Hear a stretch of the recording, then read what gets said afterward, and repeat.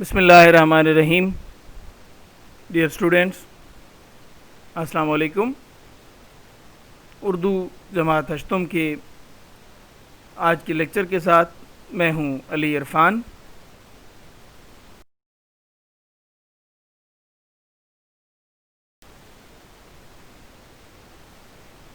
आज के लेक्चर में हम नज़्म पढ़ेंगे दरिया की कहानी।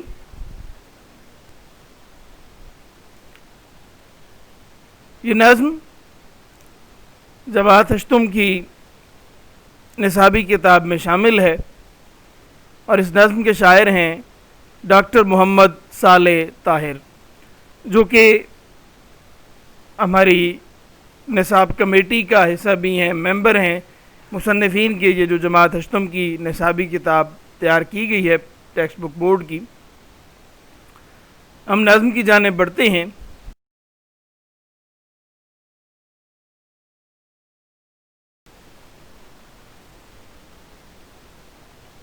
नज़्म आपके सामने स्क्रीन पर आ चुकी है। मैं पहले एक मरतबा नज़्म की मुकम्मल रीडिंग कर देता हूँ, फिर इसके बाद इसके अशार की तशरीह का सिलसिला शुरू करेंगे। सुनाता हूँ तुम्हें अपनी कहानी, मैं दरिया हूँ मेरी ताकत है पानी, मेरी पहचान है मेरी रवानी, न थकने दे मुझे मेरी जवानी, मैं दरिया हूँ मेरी ताकत है पानी। चट्टानों को किया है चाक मैंने, पहाड़ों को किया है खाक मैंने, किया है रह गुज़र को पाक मैंने, बिठाई है ज़मीं पर धाक मैंने, मैं दरिया हूँ मेरी ताकत है पानी।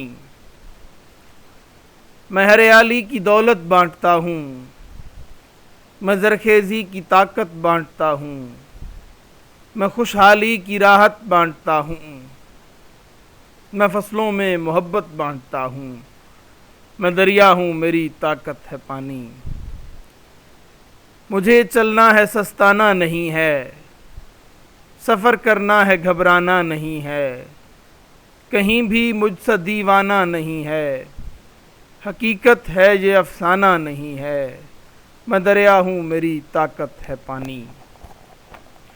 यहाँ तक हमने नज़्म की रीडिंग की है कंप्लीट, यानी 4 जो स्टैंजाज हैं इस नज़्म के हमने पढ़ लिए हैं, रीड किए हैं। मैं इनकी तशरीह की तरफ भी आता हूँ। इस नज़्म के हर बंद में 5 मिसरे हैं, इसलिए ये नज़्म की अक़साम हैं बहुत सारी। तो हैत के लिहाज से, यानी जिसमें 5 बंद हों, 5 मिसरे हों हर बंद में, ऐसी नज़्म को मुखम्मस कहते हैं। तो ये नज़्म की कौन सी किस्म है? मुखम्मस। जो नज़्म आज हम पढ़ रहे हैं वो मुखम्मस है, क्योंकि इसके हर बंद में 5 मिसरे हैं। अब हम आगाज़ करते हैं। पहले तो तदरीसी मकासद देख लेते हैं। इस नज़्म की तदरीस के बाद तलबा इस काबिल हो जाएंगे, यानी क्या क्या फ़वाइद हासिल होंगे तलबा को इस नज़्म के पढ़ने के बाद। ये जान पाएँ कि दरिया अल्लाह ताला की कुदरत और अज़मत का कितना बड़ा मज़हर है। ज़ाहिर है दरिया की अहमियत इस नज़्म से हम पर खुलकर सामने आएगी। दरिया अल्लाह ताला की बहुत बड़ी नेमत है और अल्लाह ताला की कुदरत और अज़मत का अक्स है, मज़हर है दरिया। दूसरा जी, तदरीसी मकसद समझ पाएँ कि दरिया किस तरह वजूद में आते हैं और उनके फ़वाइद और अहमियत क्या है। दरियाओं का आगाज़ किस तरह से होता है? अक्सर पहाड़ी इलाक़ों से दरिया का आगाज़ होता है, जहाँ पे ग्लेशियर्स वगैरह पिघलते हैं, और वहाँ से आगाज़ जब होता है तो छोटे छोटे नदी नाले आपस में मिलते मिलते फिर दरिया की सूरत इख्तियार कर जाते हैं, और दरिया फिर एक बहुत बड़ा यानी आबी जिस्म आप कह लें, वाटर बॉडी बन के पूरी दुनिया को फिर सैराब करता है और अपना जो वजूद है वो मनवाता है। तीसरी चीज़ ये है कि ये समझ पाएँ कि दरिया पहाड़ी और मैदानी इलाक़ों पर किस तरह असरानंदाज होते हैं। दरियाओं के पहाड़ी इलाक़ों पर और मैदानी इलाक़ों पर बड़े गहरे असरात होते हैं। पहाड़ी इलाक़ों पर एक असर तो ये है कि दरिया पहाड़ों में से अपना रास्ता बनाता है, तो कई एक पहाड़ों को शिकस्त व रिख्त का शिकार करके वहाँ से अपना रास्ता बनाता है दरिया। اور میدانی علاقوں پر اثر یہ کہ میدانی علاقوں کی جو زرخیزی ہے وہ دریاؤں کی مرہون منت ہوتی ہے. دریاؤں جو میدانی علاقوں میں جو فصلیں اگتی ہیں وہ دریاؤں کی مرہون منت ہوتی ہیں. دریا سیراب کرتے ہیں دھرتی کو، زمین کو، فصلوں کو، کھیتوں کو، جس کے نتیجے میں انسان وہاں سے اناج حاصل کرتے ہیں، فصلیں حاصل کرتے ہیں، مختلف طرح کے پھل، سبزیاں، اناج، غلہ وغیرہ حاصل کر پاتے ہیں انسان. تو میدانی علاقوں پہ، پہاڑی علاقوں پہ اور انسانوں کی زندگیوں پہ دریا کے بہت گہرے اثرات ہیں. دوسری طرف یہ دیکھیں کہ دریا جب تباہی کا رخ اختیار کرتے ہیں، یعنی سیلاب کی صورت اختیار کر لیتے ہیں، دریاؤں میں جب سیلاب آ جاتے ہیں تو پھر بڑی مشکل کا سامنا بھی انسانوں کو کرنا پڑتا ہے. عمومی طور پہ سیلاب بھی جو ہیں وہ میدانی علاقوں کو بہت زیادہ متاثر کرتے ہیں. پہاڑی علاقوں میں تو تنگ گزرگاہوں سے گزر کے دریا آگے بڑھ رہا ہوتا ہے، لیکن میدانی علاقوں میں جب پھیلتا ہے دریا اور پھر سیلاب آئیں تو میدانی علاقوں کو بہت زیادہ دریا جو ہیں وہ متاثر کرتے ہیں. جیسا کہ 2010 کا سیلاب آپ لوگوں کی یاد میں ہوگا، یاد میں آپ کی یعنی جو ایج ہے اس کے مطابق آپ کی یاد میں ہی 2010 کا سیلاب آیا ہوگا غالباً. تو اس نے بہت زیادہ تباہی پھیلائی تھی 2010 کے سیلاب میں پورے ملک میں. تو دریا کا ایک رخ یہ تباہی والا بھی ہے، لیکن دوسری طرف دریا جو ہے وہ زرخیزی اور خوشحالی کی علامت کے طور پہ بھی دیکھا جا سکتا ہے. 6 خاص الفاظ جی: روانی، چاک، دھاک، سستانہ، افسانہ اور خوشحالی. یہ خاص الفاظ لکھے ہوئے ہیں. یہ آپ کا پہلا کام ہے کہ آپ نے ان کے فرہنگ سے دیکھ کر یا لغت سے دیکھ کر ان کے معنی آپ نے لکھنے ہیں. لیکچر کے دوران ان کے معنی آئیں گے تو میں بتا بھی دوں گا. پہلے بند کی تشریح کی طرف آتے ہیں. سناتا ہوں تمہیں اپنی کہانی، میں دریا ہوں میری طاقت ہے پانی، میری پہچان ہے میری روانی، نہ تھکنے دے مجھے میری جوانی، میں دریا ہوں میری طاقت ہے پانی. اب اس میں کوئی مشکل لفظ ایسا نہیں ہے. بہرحال روانی چونکہ انہوں نے خاص الفاظ میں لکھا ہے تو میں اس کا معنی بتا دیتا ہوں. روانی یعنی رواں رہنا، آگے بڑھتے رہنا، مسلسل محو سفر رہنے کے لیے یہ لفظ استعمال ہوا ہے. دریا اس پہلے بند میں یہ ساری نظم دریا کے زبانی دریا کی کہانی بیان کی گئی ہے، اسی لیے نظم کا عنوان بھی دریا کی کہانی ہے اور یہ اپنی کہانی دریا خود سنا رہا ہے. نظم کی صورت میں دریا اپنی کہانی بیان کر رہا ہے. یعنی اس نظم کا جو فرسٹ پرسن پروناؤن آپ کہیں گے یا جو متکلم کہیں گے وہ دریا ہے. دریا یہ کہانی سنا رہا ہے کہ میں اپنی کہانی سناتا ہوں، اور وہ اپنی کہانی کیا سنا رہا ہے؟ وہ اپنا تعارف کرا رہا ہے کہ میں دریا ہوں اور میری طاقت پانی ہے. پانی بلا شبہ ایک بہت بڑی طاقت ہے. پانی پیاس بجھانے کے کام آتا ہے، پانی فصلوں کو سیراب کرنے کے کام آتا ہے. تو یعنی انسانی جو معیشت ہے، انسانی معاشرہ ہے، اس پہ اثرات دیکھیں پانی کے کہ یہی پانی زمینوں کو زرخیزی دیتا ہے. فصلیں، کھیت، پھل، اناج، غلہ، یہ سب چیزیں جو ہیں یہ دریا کے پانی کی محتاج ہیں، مرہون منت ہیں. تو ظاہر ہے طاقت تو پھر پانی بہت بڑی ہے اور پھر اس کے بڑے مثبت اثرات ہیں انسانی زندگی پہ. دوسری طرف دریا جو ہے وہ ایک بہت بڑی طاقت ہے. پانی ایک بہت بڑی طاقت ہے. جو ہم نے تباہی کے حوالے سے بات کی، سیلاب کے حوالے سے بات کی، تو دریا اپنے تعارف میں کہتا ہے کہ میری طاقت میرا پانی ہے اور میری پہچان میری روانی ہے کہ میں مسلسل رواں دواں رہتا ہوں اور نہ تھکنے دے مجھے میری جوانی. دریا ہر وقت جوبن پہ رہتے ہیں. اچھا جو بڑے دریا ہیں، کچھ دریاؤں کا تو معاملہ یہ ہے کہ وہ مخصوص موسموں میں بہتے ہیں، لیکن ہم اگر دریائے سندھ کو دیکھیں جو پاکستان کا ایک اہم دریا ہے، سب سے بڑا دریا ہے پاکستان کا، وہ دریا سارا سال جو ہے وہ رواں دواں رہتا ہے اور وہ کبھی تھکتا نہیں ہے. وہ ہر وقت اپنے جوبن پہ دکھائی دیتا ہے. دریاؤں کے انسانی زندگی پہ اثرات کی ہم بات کر رہے ہیں تو اس میں آپ یہ دیکھیں پانی کی انسانی زندگی پر کہ یہ ہمیں جتنے بھی ہائیڈل پاور ہاؤسز ہیں یا وہ ڈیمز ہیں ہائیڈل پاور کے، وہ سارے انہی دریاؤں کے محتاج ہیں. تو وہ دریا یعنی پانی کی طاقت کی بات کی جا رہی ہے. اگر آپ اس تفصیل میں نہ بھی جائیں، سادہ الفاظ میں بات کریں تو بھی پانی کے حوالے سے آپ کو دریا کا جب تعارف کرا رہے ہیں، جب دریا اپنا تعارف خود کرا رہا ہے، تو اس میں آپ پانی کی طاقت کی بات ضرور کریں گے۔ دریا مسلسل محو سفر رہتا ہے، اور اس کی جوانی، اس کی صلاحیتیں، اس کی طاقت جو ہے وہ پانی میں پنہاں ہے، اور وہ پانی مسلسل رواں دواں رہتا ہے، بہتا رہتا ہے۔ دریا کو، دریا کی جوانی جو ہے وہ کبھی رکنے نہیں دیتی، وہ ہمیشہ دریا آگے سے آگے ہی بڑھتا چلا جاتا ہے۔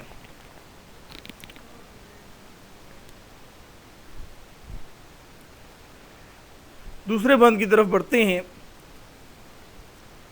چٹانوں کو کیا ہے چاک میں نے، پہاڑوں کو کیا ہے خاک میں نے، کیا ہے رہ گزر کو پاک میں نے، بٹھائی ہے زمیں پر دھاک میں نے، میں دریا ہوں میری طاقت ہے پانی۔ چاک کرنا، پہلے مصرے میں لفظ چاک آیا ہے، یعنی چٹانوں کو میں نے چاک کیا ہے۔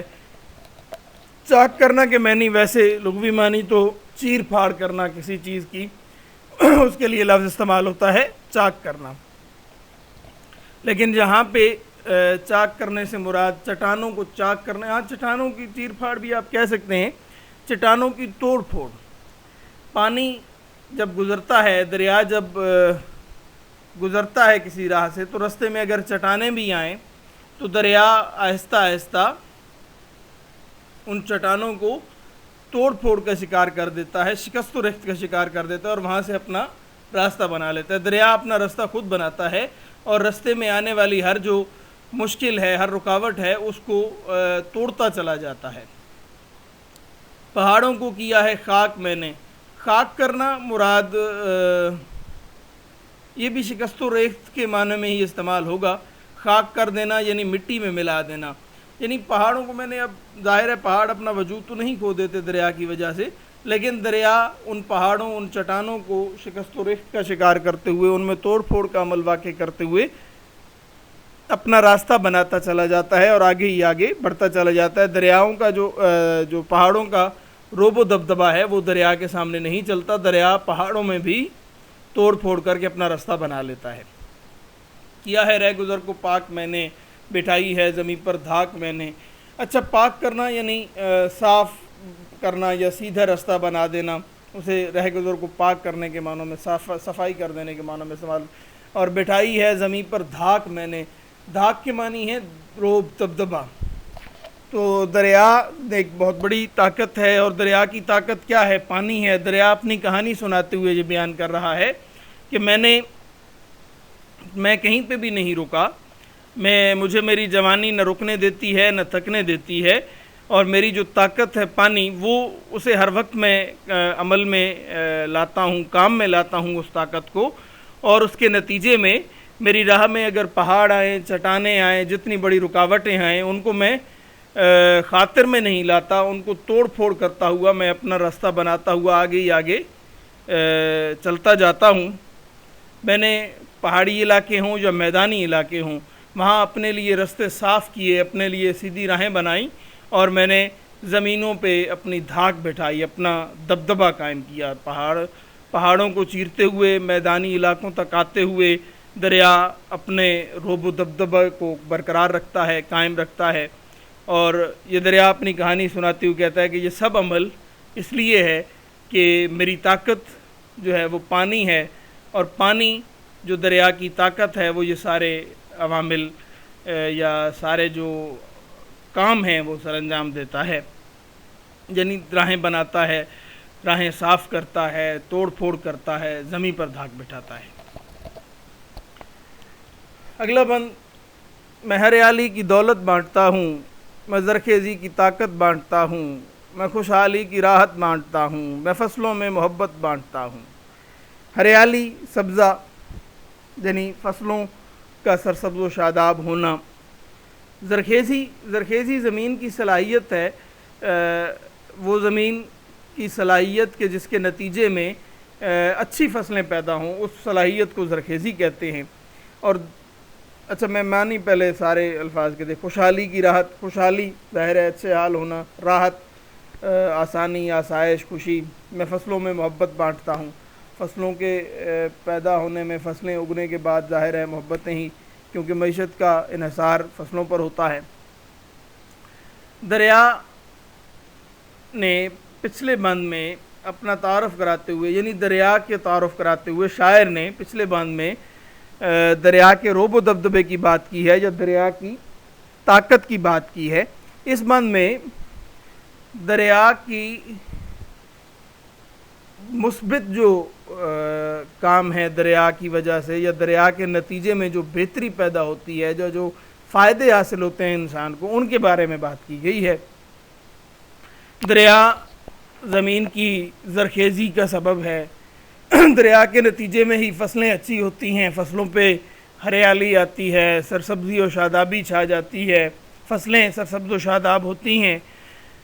تو زمینوں کو جو زرخیزی کی طاقت ہے اور ہریالی کی دولت بانٹنے والا جو ہے وہ دریا ہی ہے، کیونکہ دریا کے نتیجے میں ہی فصلوں کو، کھیتوں کو پانی ملتا ہے، اور وہاں پہ زرخیزی کی صلاحیت جو زمین کی ہے وہ بڑھتی ہے، جس کے نتیجے میں فصلیں اگتی ہیں، سبزہ و ہریالی پھیلتا ہے، اور چونکہ معیشت کا انحصار ہمارا زراعت پر ہوتا ہے تو اس کے نتیجے میں خوشحالی اور راحت لوگوں کو میسر آتی ہے۔ لوگ خوشحال ہوتے ہیں جب فصلیں اچھی ہوتی ہیں، جب پیداوار اچھی ہوتی ہے تو لوگوں کی جو اکانومک کنڈیشن ہے، لوگوں کی جو معاشی حالت ہے وہ بہتر ہوتی ہے، جس کے نتیجے میں لوگ خوشی اور راحت محسوس کرتے ہیں۔ اسی لیے دریا کہتا ہے کہ میں فصلوں میں محبت، یعنی فصلوں کی صورت میں لوگوں تک میں اپنی محبتیں پہنچاتا ہوں، لوگوں کو فائدہ پہنچاتا ہوں۔ فصلوں، اناج، غلے اور پھلوں کی صورت میں جو اچھی پیداوار ہوتی ہے، لوگوں کی جو اکانومی بہتر ہوتی ہے، یہ دریا کی طرف سے لوگوں کے لیے ایک محبت کا پیغام ہے۔ میں دریا ہوں، میری طاقت ہے پانی، یہ ٹیپ کا مصرع ہے جو ہر بند میں دہرایا جا رہا ہے۔ آخری بند ہے کہ جی مجھے چلنا ہے سستانا نہیں ہے، سفر کرنا ہے گھبرانا نہیں ہے، کہیں بھی مجھ سے دیوانہ نہیں ہے، حقیقت ہے یہ افسانہ نہیں ہے، میں دریا ہوں، میری طاقت ہے پانی۔ سستانا، آرام کرنا، گھبرانا، گھبراہٹ کا شکار ہو جانا یا ڈر جانا بھی آپ کہہ سکتے ہیں۔ دیوانہ، پاگل۔ اب یہاں پہ دیوانہ کے معنی مسلسل عمل کے ساتھ جڑے ہوئے ہیں کہ جی میں مسلسل محو سفر رہتا ہوں، میں کہیں پہ رکتا نہیں ہوں، یہ میری دیوانگی ہے، جنون ہے، شوق ہے، اشتیاق ہے مسلسل محو سفر رہنا۔ انسان کے لیے سبق بھی ہے اس میں کہ انسان جب مسلسل محو سفر رہتا ہے تبھی وہ کامیاب و کامران ٹھہرتا ہے۔ انسان کو حالات سے، مشکلات سے گھبرانا نہیں چاہیے، کہیں پہ اپنے سفر کو روکنا نہیں چاہیے، بلکہ جتنا عرصہ انسان کو زندگی میسر ہے، انسان اپنا سفر آہستہ آہستہ صحیح آگے کی طرف بڑھاتا چلا جائے تو انسان ایک نہ ایک دن کامیاب بھی ہو جاتا ہے۔ یعنی دیوانگی اور جنون جو ہیں وہ کامیابی کی علامت بھی ہیں۔ دریا سے یہ بھی سبق ملتا ہے مسلسل محو سفر رہنے سے۔ تو اس بند میں اچھا، حقیقت اور افسانہ۔ حقیقت ایسی چیز کہ جو حقیقت میں موجود ہو، وہ تو حقیقت کے معنی واضح ہیں۔ افسانہ حقیقت کا متضاد ہے، یعنی غیر حقیقی بات، جھوٹی بات، غلط بات۔ تو دریا اپنے تعارف میں یہ لفظ استعمال کرتا ہے کہ میں دریا بس سٹینزا کی مکمل کلی طور پہ اگر تشریح دیکھیں تو دریا اپنا تعارف کراتے ہوئے کہہ رہا ہے کہ مجھے ہر صورت میں محو سفر رہنا ہے، مجھے آرام کرنے کا کوئی موقع نہیں ہے، میں کہیں پہ ٹھہرتا نہیں ہوں، میں کہیں پہ آرام نہیں کرتا، کہیں پہ سستاتا نہیں۔ کیوں؟ کیونکہ مجھے مسلسل محو سفر رہنا ہے اور اس سفر سے مجھے گھبرانا بھی نہیں ہے۔ اور مسلسل محو سفر رہنا، آپ کسی بھی چیز کو دیکھ لیں، انسانی زندگی میں کوئی بھی انسان ہو، وہ مسلسل محو سفر نہیں رہتا، وہ کہیں نہ کہیں پہ کچھ نہ کچھ وقت کے بعد ٹھہر کے آرام کرتا ہے، سستاتا ہے، سکون کرتا ہے۔ لیکن دریا کہتا ہے کہ مجھ پہ جو سفر ہے وہ میری دیوانگی ہے، میرا شوق ہے، میرا جنون ہے، اور ایسا مجھ جیسا دیوانہ شاید آپ کو کہیں نہ ملے کہ جو بغیر رکے، بغیر تھکے، بغیر آرام کیے مسلسل محو سفر رہتا ہو۔ تو میں مسلسل محو سفر رہتا ہوں۔ حقیقت ہے، یہ افسانہ نہیں ہے، میری بات کوئی جھوٹ موٹ نہیں ہے، بلکہ یہ ایک زندہ جاوید حقیقت ہے، ایک واضح سی بات ہے، ایک ایسی حقیقت ہے کہ جس کو ہر ایک جانتا ہے کہ مجھے کسی نے کبھی رکے ہوئے نہیں دیکھا، مجھے مسلسل محو سفر ہی دیکھا گیا، مجھے ہمیشہ ٹریول کرتے ہوئے دیکھا گیا، مجھے آگے سے آگے بڑھتے ہوئے ہی دیکھا گیا ہے۔ کیوں؟ کیونکہ میری زندگی میں آرام ہے ہی نہیں، مجھے مسلسل محو سفر رہنا ہے۔ یہی میری طاقت ہے، یہی میری جو جوانی اور جوبن ہے، یہی میرا سب کچھ ہے کہ میں مسلسل محو سفر ہوں. تو دریا مسلسل محو سفر رہتا ہے اور اسی بنیاد پہ اپنے آپ کو دیوانہ بھی کہہ رہا ہے, جنون کی وجہ سے کہ میرے جیسا دیوانہ, میرے جیسا جنونی شاید آپ کو کہیں بھی نہ ملے کہ جو مسلسل محو سفر رہتا ہو.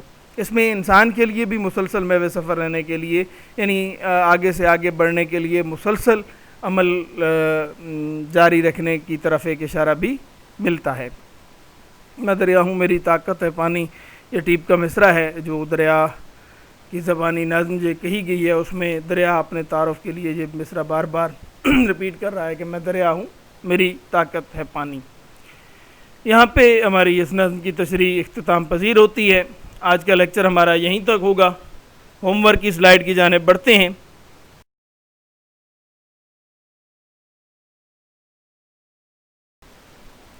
نظم دریا کی کہانی کے ہر بند کی تشریح 5 سے 7 سطروں میں تحریر کریں. نظم جو آج ہم نے پڑھی ہے اس کے 4 بند ہیں اور ہر بند کی تشریح آپ 5 سے 7 سطروں میں, زیادہ سے زیادہ 7 سطروں میں, کم سے کم 5 سطروں میں آپ اس کے ہر بند کی تشریح کریں. ظاہر ہے نظم بڑی آسان سی ہے اور سمپل سا تعارف کرایا گیا ہے. جو مشکل الفاظ ہیں ان کے میں نے معنی بھی بتا دیے, تشریح بھی میں نے بتا دی. آپ کے پاس یہ ریکارڈ کی صورت میں بھی ہے, یہی تشریح جو میں نے کرائی ہے یہ آپ سن کر اس کو لکھ بھی سکتے ہیں. ایک کام آپ کے پاس یہ بھی ہے. دوسری بات کہ آپ جو تشریح میں نے کرائی ہے یا جو باتیں سمجھائی ہیں ان کو ذہن میں بٹھا کے خود تشریح کرنے کی کوشش کریں تو یہ زیادہ پسندیدہ بات ہوگی. ہر بند کی تشریح بہرحال آپ 5 سے 7 سطروں میں تحریر کر کے لائیں گے. ہمارا آج کا لیکچر یہاں پہ اختتام پذیر ہوتا ہے.